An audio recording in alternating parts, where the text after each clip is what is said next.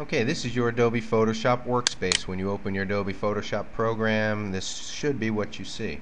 Over here we have different palettes. There's your toolbox palette, your navigator palette, your color and swatches and styles palette, and most importantly, your layers palette. Photoshop is all about layers, so we have to make sure this is always on.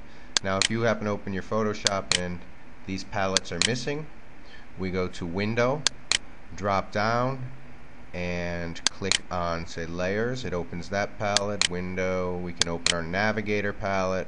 Window, we can open our color palette. If our tools palette is missing, we need that also. If that's not there, again, window, drop down the tools and click on. That will open that palette for you also. Along with the toolbox, any tool that you're using up on the top here is a toolbar property. So any properties associated with the tool you're using will be in this top box. This is important because as we're using a tool such as a brush tool, in this box are properties of using this tool for tweaking and editing your picture, such as brush sizes and different things, and we'll go over that more in just a little bit. Okay, also up on the top we have our file menu. Most importantly, we're going to learn how to import your pictures. We'll open them. We'll learn how to save and save as with them. Our edit box for stepping backwards and undoing different things. We have spell checking and our transformation options also in our edit menu, which we will be using. In our image drop down we have our mode. We will mostly be working in RGB, especially for the web and on a computer. If you're doing production print output to, say, do business cards or brochures, you may want to work in CMYK. Also we have our image size, which is very important. We'll go back to that, and our canvas size in here.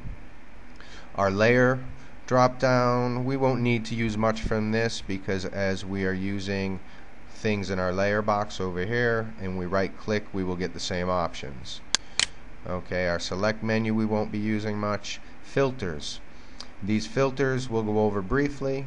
Okay, these are how you can add different filters to your photos, and we'll play with one or two of them, and then when you go back to play with your program you can in-depth play with each and every one of them if you like and find out exactly what they all do and how they apply to your picture.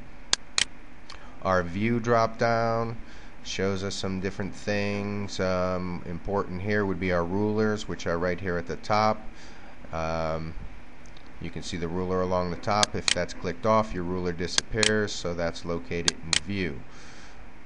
And our window, we talked about our different palettes and viewing them. If they're checked, they're visible. If not, they're not visible. And then our help menu also. Okay, so that's basically our workspace, and we're going to get into next working with our tools and our toolbox and go over each one of these palettes a little bit and show you what's in them and how you can utilize them in Photoshop. Also, these red lines that you see as I follow this cursor, as you follow the cursor around the board, will not appear in your version of Photoshop. These are only for the tutorial, for a visual aid for you to follow along.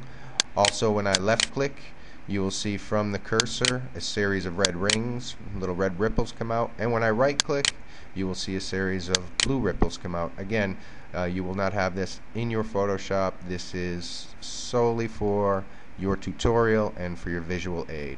Alright, let's move on to the toolbox.